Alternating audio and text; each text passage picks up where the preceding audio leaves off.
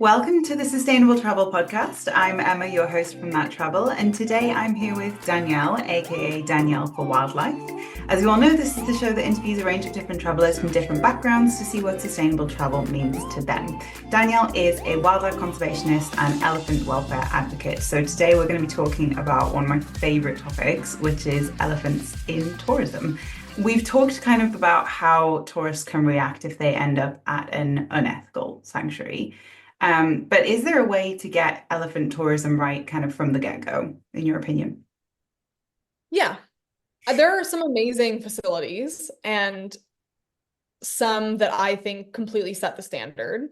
One of my absolute favorite places in the whole world, if not my favorite place in the whole world, is Boon Lot's Elephant Sanctuary, which is in Thailand. And that's where I did my master's research.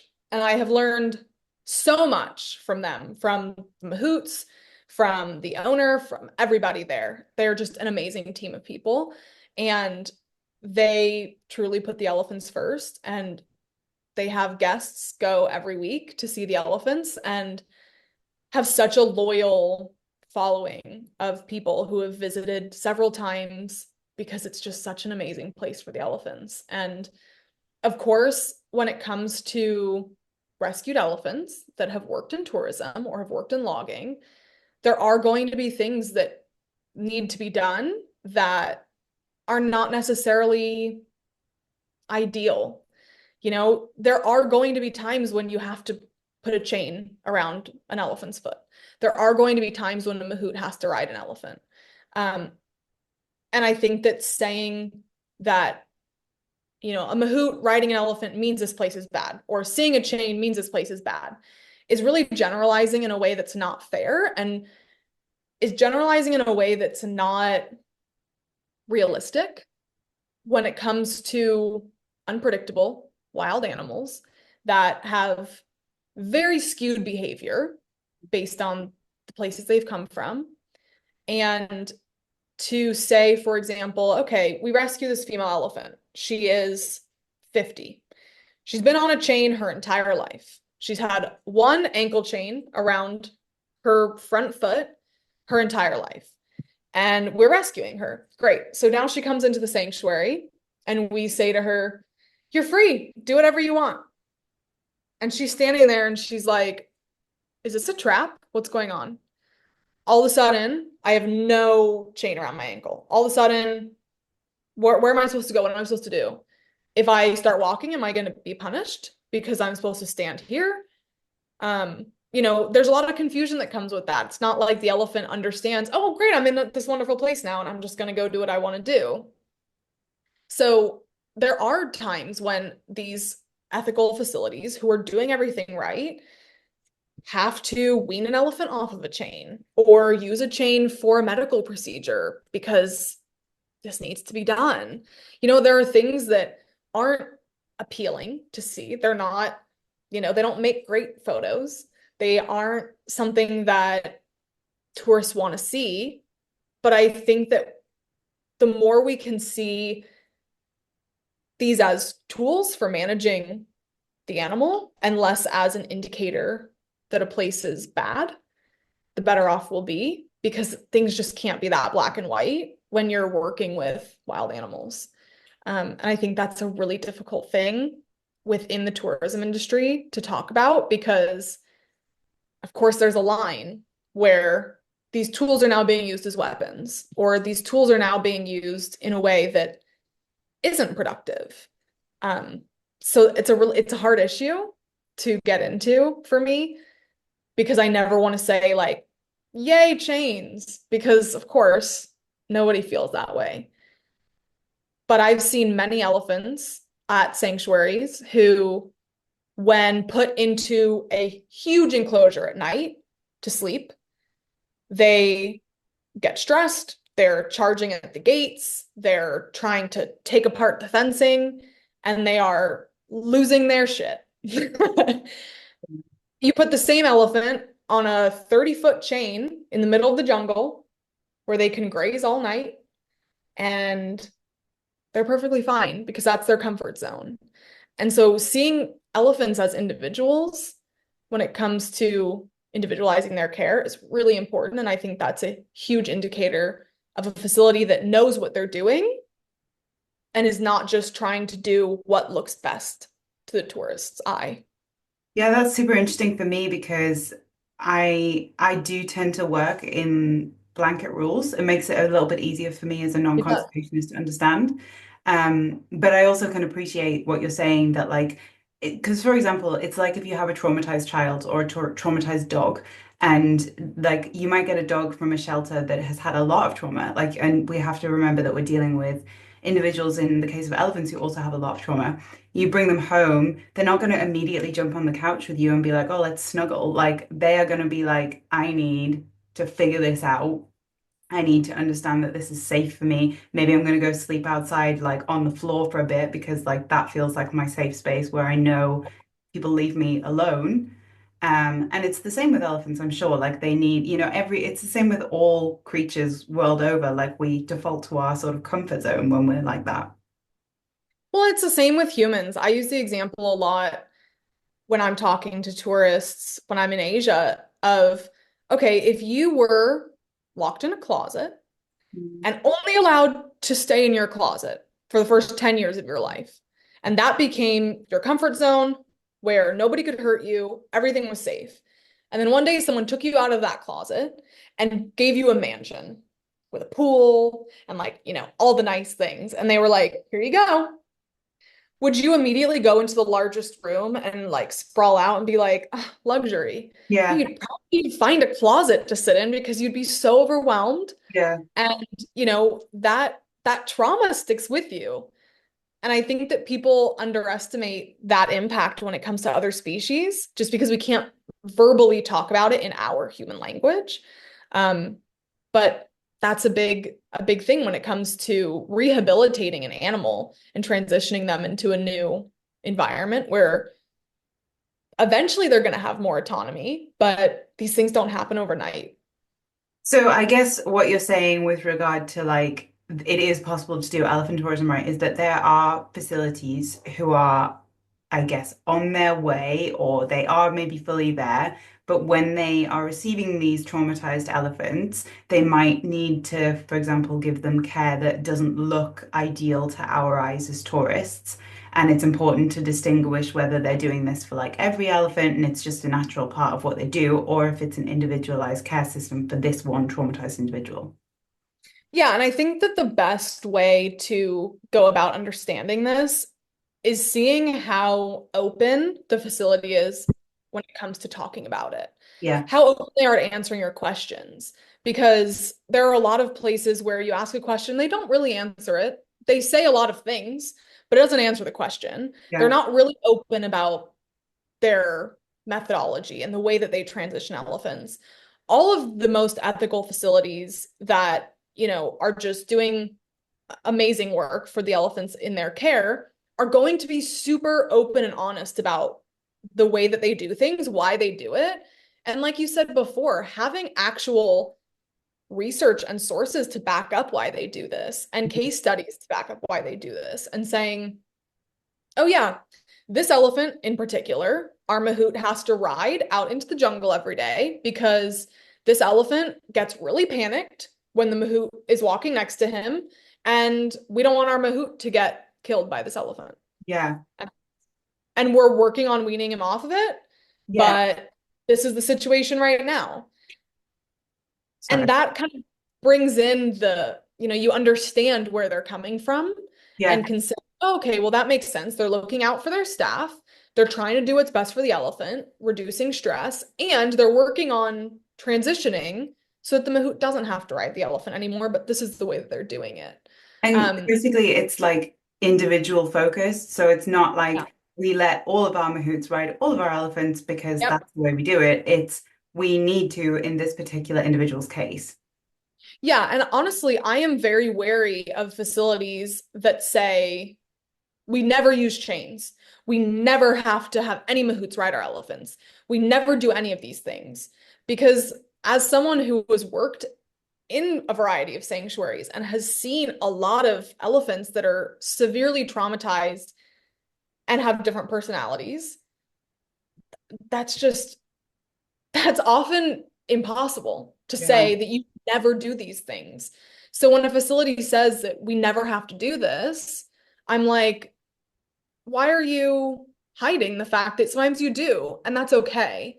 And I think that because so many facilities say that, it villainizes facilities that are being very honest Mm, and can make people look at facilities that are being really honest about their ways and saying, well, why are you doing that? There are plenty of facilities that don't need to do this. mm. And it's like, no, there's not, because this is individualized care. Yeah. And we can't say always or never when it comes to this situation. All we can say is that, yes, the tourists are never hand feeding the elephants. The tourists are never bathing the elephants. The tourists are never riding them. The tourists are never doing these things. But as staff, we're doing what needs to be done to make sure the elephants can transition in a way that is as seamless and stress-free as possible. So I think focusing on what tourists are allowed to do versus what staff is doing is really important. Being able That's to kind of separate those.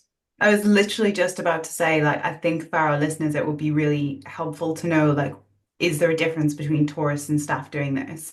And like, for me, that's a very easy way to understand because I think, like, I am not the staff. I'm not the volunteer, like in this situation. I am a tourist.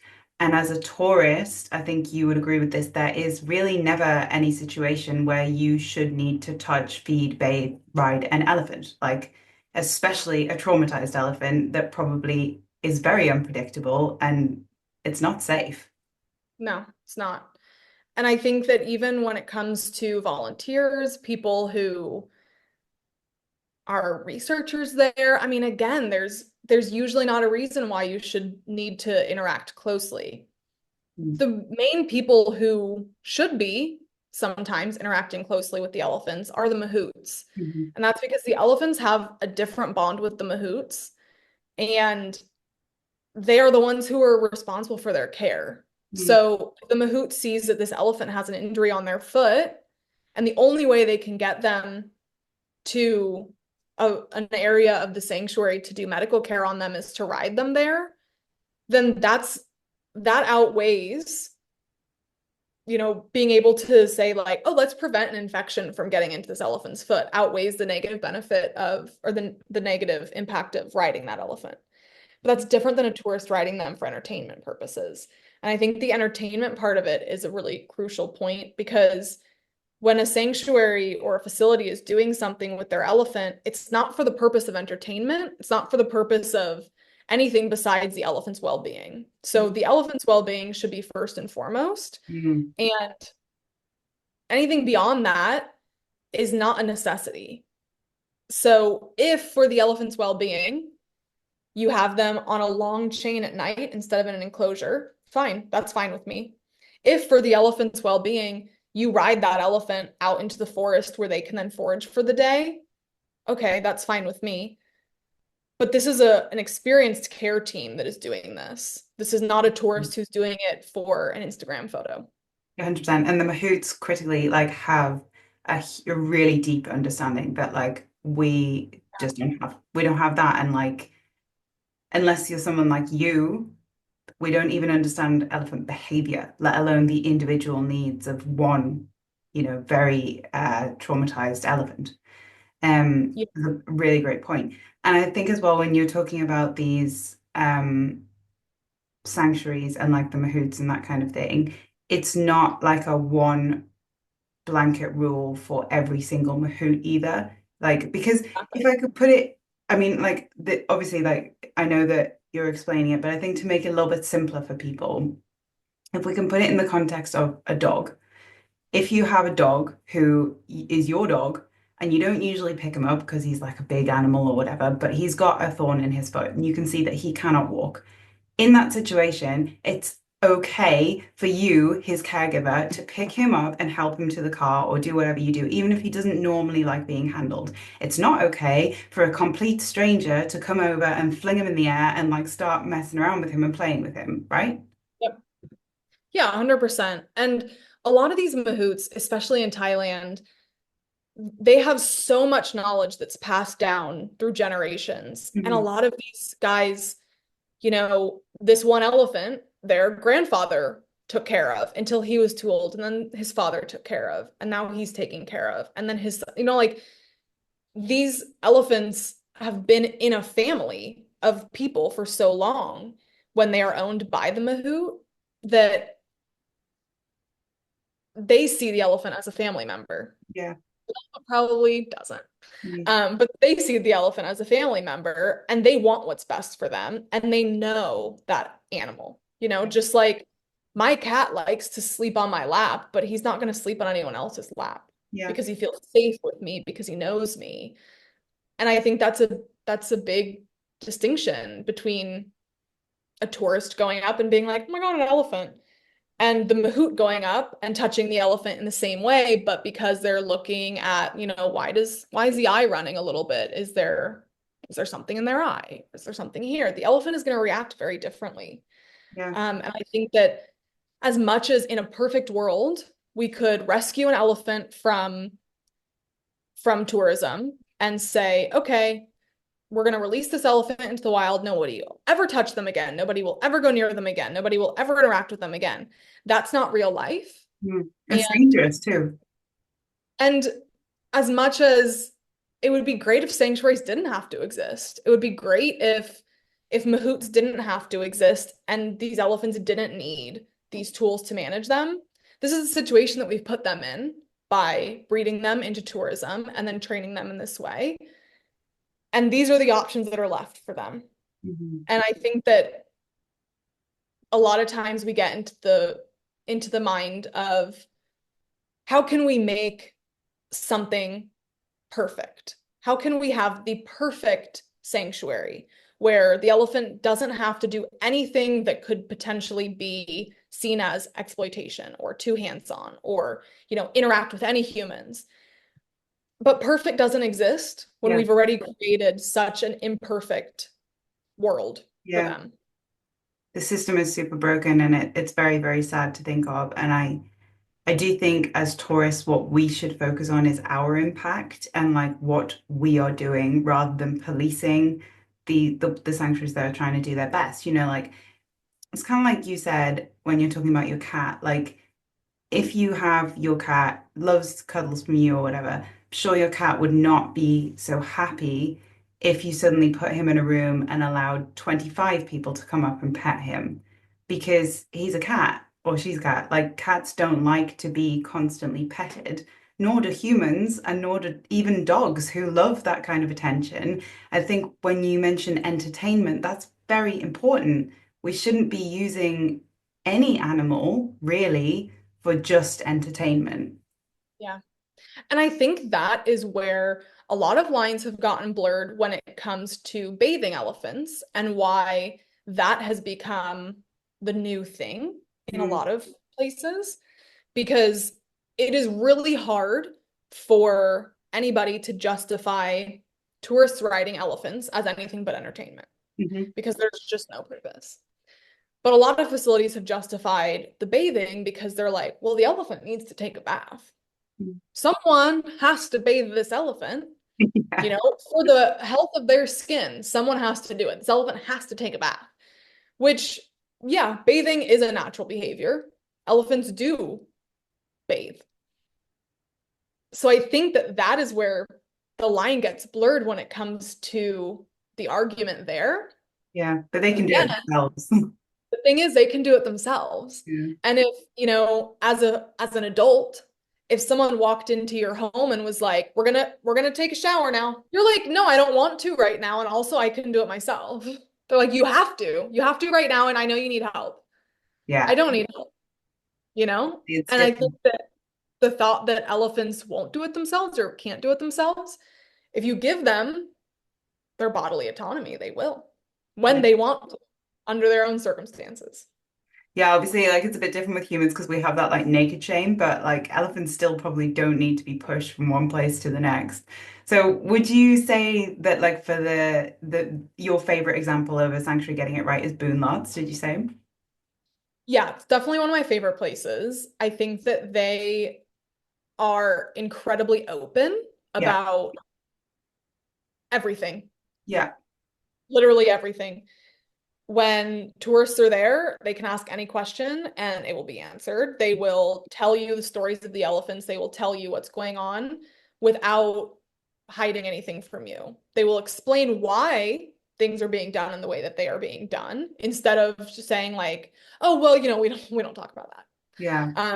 And I think that that's a really amazing example for other facilities to be able to say, okay, yeah, I just need to explain to people because people will understand, give tourists some credit Yeah. that, if I explain why this mahout is riding this elephant today, the tourists will understand that and see that that doesn't mean that every mahout is riding every elephant. Yeah. And you could say that too. Yeah, exactly. And with that said, there's a lot of amazing facilities in Thailand. Um, that are doing amazing work. There's a lot of sanctuaries that are up in northern Thailand, up in like the hill tribe areas where the elephants are roaming around the forest every day. I mean, there are some really, really beautiful projects.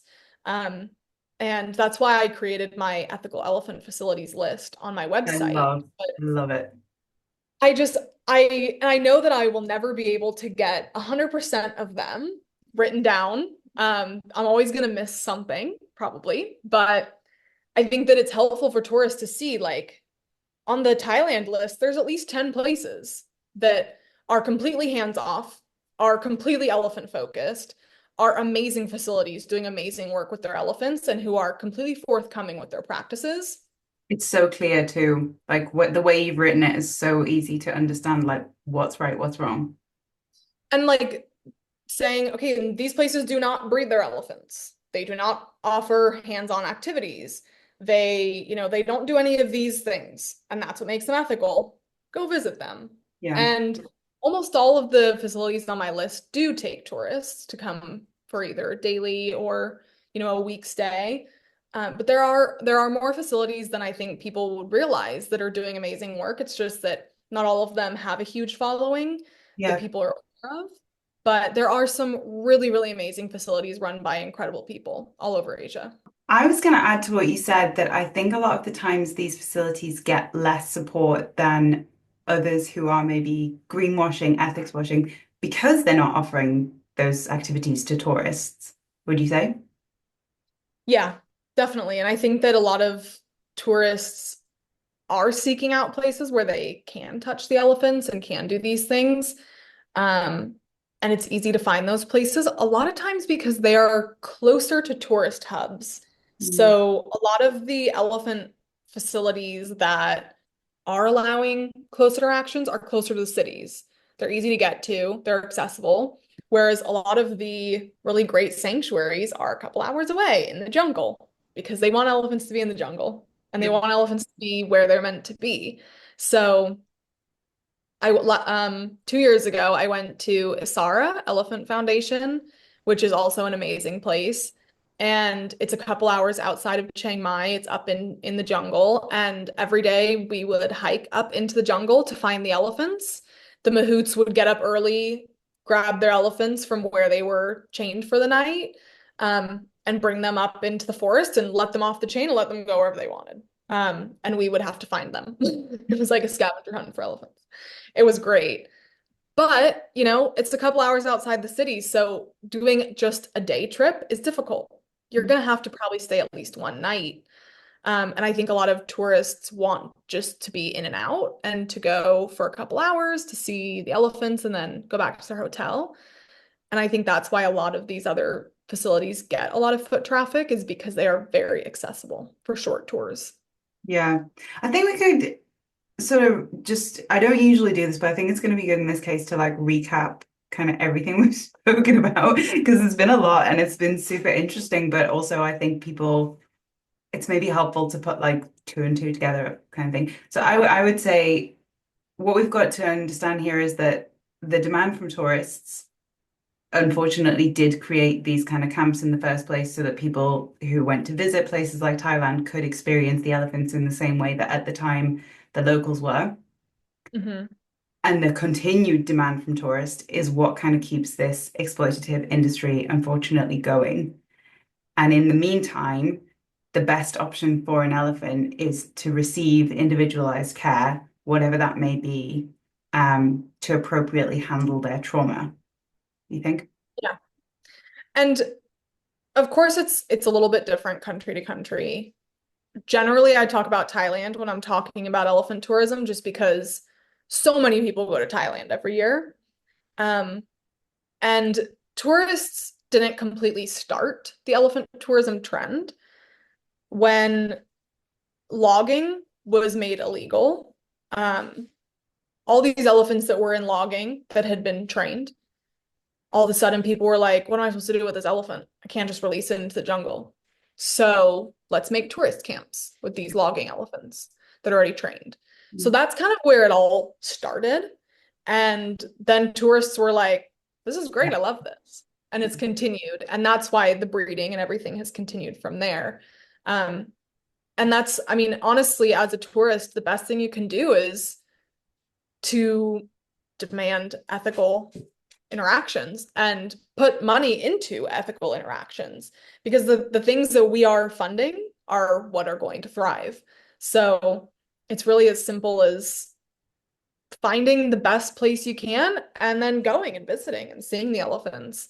And if you have questions about how to find the best facility or if a facility is good or not, reaching out to people who may have answers. Like you mentioned, Connie, in the beginning, she's a great resource. You can always message me, email me. There are a lot of people, especially on social media, who can help point you in the right direction. But in general, I think being able to just look at the photos from a place and say, okay, does this look like it's coming from the perspective of entertainment or conservation? Mm. That is the most simple question you can ask yourself. Is this an entertainment place or is this a conservation elephant welfare place?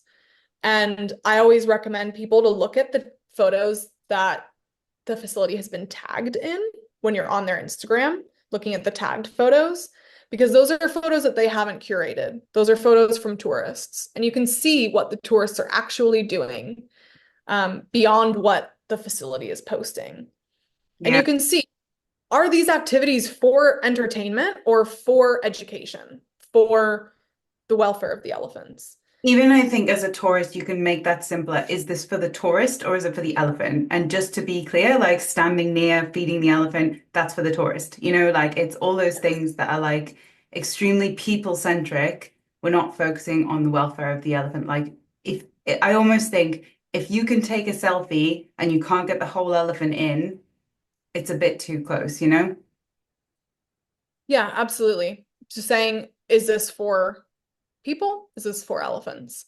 Um, and I always tell people, if you're at an ethical place, depending on the country you're in, depending on the environment you're in, that doesn't mean that you won't get close to an elephant. That doesn't mean that you may never be able to touch an elephant. That doesn't mean that.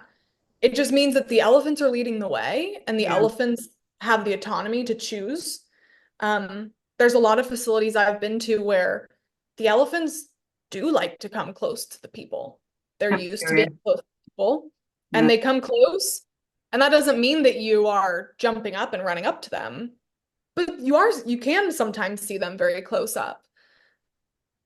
But is the elephant initiating that or is the tourist initiating that? Yeah. When that's happening, is the facility saying, oh, yeah, you go up to them and pose and I'll take a picture? Or are they saying, oh, guys, let's take a little bit of a step back to like give them some space? Yeah. So it's not that, saying, oh, to see an elephant ethically, you're going to need to look through your binoculars and you'll see them off in the distance. Um, Yeah, that's but saying, like, we're respecting the elephants, we're respecting their space and their boundaries, and we're doing everything that we can to make sure that they are comfortable and they're not stressed. Yeah, I mean, to be fair, obviously it's different species because it's African elephants, but I had a safari once where there was just a very inquisitive maternal elephant, and she just came up and she just was like poking her trunk through and like interested in us all. And of course, the driver was terrified and he was like, Yeah. I'm gonna drive away now. But like we were like, wow, this is amazing. So if it's on the animal's terms, of course, yeah, that's different. Yeah, elephants are very inquisitive, and a lot of elephants that have been in sanctuaries for a long time, this is something that I looked at a lot in my research during my master's, was how elephants can heal from the trauma that they have gone through. And a lot of elephants that have been in sanctuaries for a while, some of them are like, oh, I don't have to deal with any people. Great. I'll never get close to a human again. And they're off in the distance doing their own thing. And we love that for them. Others are like, yeah, these humans have never done anything to me, so they're not that bad. And, we'll be sitting out with the mahouts, and the elephant will walk right up and be like, what are you guys up to? You got any food? What are you eating? Um, That's and that's their right to do that. And we continue to, kind of back away, give them some space, let them do their thing. But they are inquisitive animals. And as long as they're not charging at you, then most facilities will say, like, okay, let's just give them a little bit of space. But like, it's okay. They're yeah, used to being around humans. That's the environment that they've been in. That doesn't mean we should impose ourselves on them. yeah, Just like we wouldn't go up to a sleeping dog and pick them up and be like, yeah. help me now? Sometimes I do that to my dog, but I, it's only because I love I him. try not to, but I do. Yeah. No, I don't. I will like bother him and be like, oh, but then yeah, you're completely right. I think it does get complicated. My advice as someone who's been looking at this and like does want to go to ethical sanctuaries in the future would be start with your list. I think it's a really great list. There's also another one that is actually suggesting very similar sanctuaries, which is on World Animal Protection. So really similar, and both are obviously being updated so that like people can keep an eye and see which new sanctuaries pop up that might be in the areas that they're going to. And I know yours actually covers Nepal, like everywhere in Asia, right? Yeah, it covers India, Nepal, Cambodia, Vietnam, Thailand. Anywhere there are elephants in Asia, we got you covered. The only countries that aren't listed are ones that don't have any ethical facilities to visit. So Indonesia isn't on there. They do have elephant facilities, but none that I would recommend at this time. There are some that are going in the right direction, just like every other country. There are some that are going in the right direction and working towards improvements. And those are ones that, if you had messaged me and you're like, hey, I'm in India, I'd be like, cool, this facility is like really trying hard. If you're in the area, you could see what they're up to. But it's not something that is yet to make it onto the list. So anything that's on the list are places that have been vetted, are the best of the best. And they're kind of easy choices for any tourist because they don't have to like sort of self-advocate. They can just go and like the facility Uh-huh. will deal with it. Absolutely. They're places that they're not going to offer you to bathe or ride or do anything like that with the elephants. You can book in to go and see the elephants, and a lot of them you might be hiking a little bit. You might be finding the elephants in the jungle, and then you're sitting in the jungle and you're observing their natural behaviors. And honestly, there's nothing more amazing than seeing elephants just doing what they want to do and being elephants and knocking down trees and grumbling at each other. I mean, it's amazing. And all these facilities give you a very unique experience. It's also important to realize that a facility that's doing something great in Thailand is going to look very different than a facility that's doing something great in Nepal. And that is, they're different countries. They have access to different resources.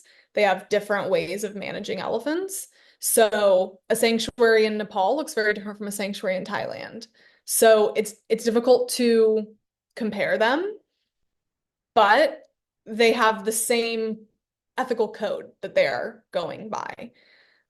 It's just that, not every country has the same means of taking care of elephants. So I think it's really interesting when people visit facilities in different countries and can see the variation of how elephants are managed in captivity, all of which on this list being positive, Mm. but see that there is a lot of different ways to positively manage elephants in a sanctuary. There's no one size fits all. Yeah, that's kind of what you've been saying the whole time. What about Sri Lanka? Because I noticed that they are not on, I don't think at the moment. Yeah, Yeah. they have a few facilities that tourists like to go to. None of them have fully phased out bathing, um, and some other practices that are very tourist centric and very photo op centered.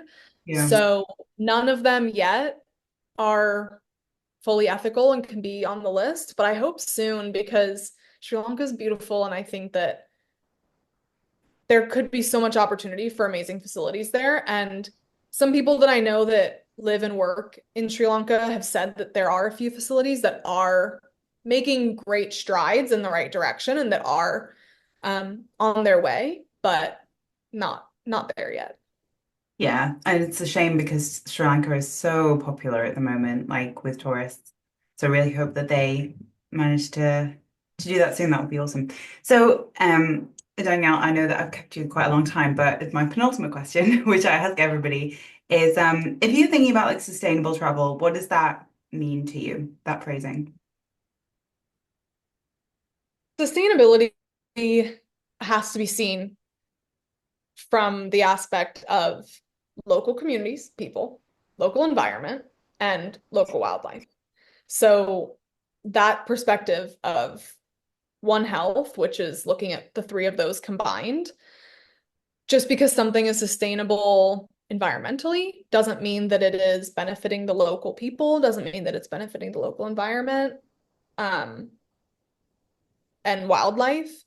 So I think sustainability really covers all three of those, giving back to the locals, hiring locals, supporting the local economy is a huge, huge part of sustainable travel that I think gets overlooked a lot from, and even, I mean, the community I am in of people who are very focused on the environment and wildlife. Mm. And I, I think bringing people into that is really important to talk about, because they are a big part of that ecosystem that keeps everything thriving and moving in the right direction. So supporting projects and tour companies and, any kind of travel opportunity that is covering all three of those bases, to me, encompasses sustainable travel. Yeah, I definitely think so. It's been really interesting that like sustainable travel kind of means, so the technical definition is like environments, people, and economies. So it doesn't actually include wildlife, which is so weird to me. But Yeah, every wildlife expert that I've had on the show, and probably to do with like the fact that the people I've chosen I know are like these kind of people who I really respect, have all mentioned the community aspect and said like we can't gatekeep locals out of this, like it's just going to lead to more problems. yeah. Um, so I absolutely agree with you. I think that everything needs to be considered holistically. Yeah, absolutely. And as someone who has worked in very rural locations, with most of my work being in Nepal, the change starts with local communities. Yeah. And even within a lot of the elephant projects that we have that we support in Nepal, we're constantly trying to bring locals to the forefront of that. Mm. Because at the end of the day, like you had said earlier, this is their culture Yeah. of keeping elephants. This is their home, this is their environment, and these improvements to the way they keep their elephants benefits them and benefits the environment, benefits everything. And I think that conservation is often very centered around foreigners going into different countries and trying to build projects and create change, which is great if change can come, but only if that is also bringing local perspective in and local interest in and benefiting the people as well, because they are as much part of the equation as anything else. Yeah, but you see it so often with like communities that are literally like gate kept out of conservation, and at the like when all's said and done, what that just leads to is a load of resentment from local people who just don't understand why they've been pushed out of their homes. Yeah, absolutely. And when you look at these communities, of course they want to protect their wildlife. Of course they Yeah, want to protect their environment because they know that their health is reliant on those things. yeah, but do they necessarily have the resources to make changes? Not Yeah. always. And I mean, where I was living in Nepal, there are people being attacked and killed by tigers in their backyards every day. Mm. Wild tigers. There are people having their houses knocked down by wild elephants every day. Mm. And it's hard to go in and say, well, we're trying to create a more sustainable tourism industry for the captive elephants here, and you should be supporting that. When they're like, I can't even go into my backyard to like cut grass to feed my goat without a tiger killing me. Like, this is the least of my concerns. Yeah. Why don't we address some of these issues first? Yeah. Or, saying to a mahout, you need to take better care of your elephant. And they're like, I haven't been paid in 3 months Mm. and my house is falling apart and I'm at risk every night of being killed by a wild elephant. I Mm. mean, these are issues that you have to address in order to actually make lasting change.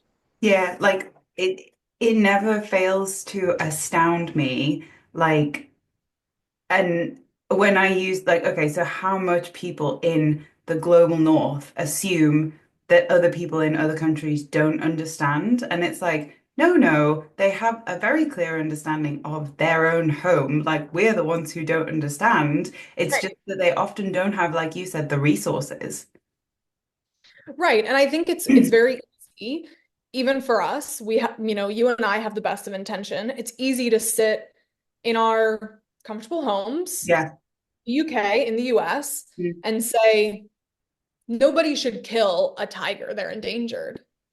But it's also, we've never been in a situation where a tiger is coming into our village and killing our livestock, which is our income, breaking into our house and killing a family member, to where it is us or this tiger, in Yeah. our opinion, because we don't have anyone else to help with this. The government's not supporting us, or, other conservation organizations aren't supporting us besides condemning us for going after this tiger that is taking my livelihood, Yeah. or going after this elephant that just cleared my whole field of rice, which that's my sustenance for the year. Like, Yeah. this isn't just farming for profit, this is farming for sustenance. Yeah. And it's hard to really bring empathy into that when we're seeing it from the point perspective of villainizing those people rather than understanding, like, if the only way you could eat is, in your perspective, to get rid of this elephant, you'd probably do that. Yeah, or if the only way that you could eat is to use this elephant for the purpose of tourism, like Absolutely. it's You do what you have to do. you do what you have to, and it's also like every issue is complex. And even you and I, as you said, sitting here in the US and the UK, like we don't understand all of these issues. Like we could not possibly hope to, and that's why it's really important to keep hearing from diverse voices in conservation across like the world. And yeah, everybody needs to get involved. Absolutely. Yeah. And that's something that was, going into my master's program, I was really like jaded in a way that I think a lot of people are, of saying, like, people need to do better and we're destroying the planet and we're killing all these endangered species and we're abusing these animals. And then getting out into those environments and understanding what people are going through, you realize, like, the cards that these people have been dealt in the same situation, I can't say I wouldn't do the same thing. And so I think that compassion for people goes a really long way in actually creating sustainable change and sustainable tourism, and Yeah. saying, the people aren't the enemy here. It's the system around them that is not supporting them. Yeah. Yeah, and the cultural differences as well, like we said. So, I mean, Danielle, you've been like an amazing guest. I could literally talk to you all night, but I know that you have to get on with your day. So anything else to add to this topic before we kind of round off? I don't think so, unless you have anything else you want to cover. No, I think we've covered like a very broad range of topics, so I think hopefully we've so. got it all. But yeah, so tell us then, what are you working on at the moment and where can people find you? So a couple years ago, I registered my nonprofit, Mhm. and we right now are mostly working in Nepal. Um, we started out working with local elephant owners, doing some research in partnership with some local organizations, both in Nepal and in the US, to improve the welfare of both mahouts and captive bull elephants, because male elephants are particularly difficult to keep in captivity. They are very aggressive, and they often can't be used in tourism because they are too aggressive. So working on different research projects and working with the local elephant owners and communities to try to improve elephant welfare standards. And we really try to keep locals at the forefront of everything we're doing and bring their ideas into the mix, have a lot of meetings with locals and understanding what they want to see changed and what they would need in order to make those changes and fill in where there are gaps. I would never say that I know more than any local person who's grown up around elephants just because I have a master's in wildlife. So being able to sit down with people and say, well, what do you think about this? And how would you change the way that elephant tourism is functioning right now has been incredible. So we have a few different projects going right now. And you can read about those on my website, The Call to Conserve. That's the nonprofit. We have a couple different projects. You can also follow along with them on Instagram. Both The Call to Conserve has its own Instagram and on my own, which is Danielle for Wildlife. You can read about the different projects we have and the different elephants that we've been working on helping over the past few years. Amazing. Well, thank you so much. So this has been the Sustainable Travel Podcast. You can find us on Instagram at the Sustainable Travel Podcast. If you're listening on Spotify, please don't forget to like and subscribe, and the same for YouTube. Or you can find us on my website, which is thattravel.co.uk. Thank you so much.